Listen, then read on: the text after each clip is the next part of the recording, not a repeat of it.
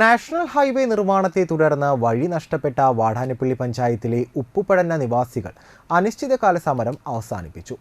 കഴിഞ്ഞ 6 ദിവസമായി നടത്തിയിരുന്ന അനിശ്ചിതകാല സമരമാണ് അവസാനിപ്പിച്ചത്. ഉപ്പുപടന്ന പ്രദേശത്തേക്കും സർവീസ് റോഡ് ബന്ധിപ്പിക്കുമെന്ന ഉറപ്പ് ലഭിച്ചതിനെ തുടർന്നാണ് സമരം അവസാനിപ്പിച്ചത്.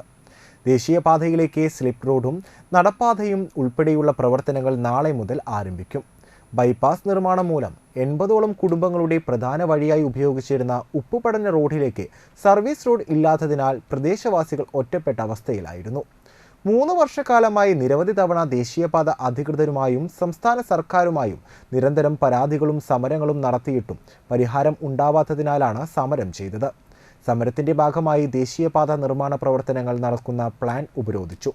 തുടർന്ന് അധികൃതരും ശിവലയ അധികൃതരും നാട്ടുകാരുമായി പോലീസിന്റെ സാന്നിധ്യത്തിൽ നടന്ന ചർച്ചയിലാണ് തീരുമാനമായത്.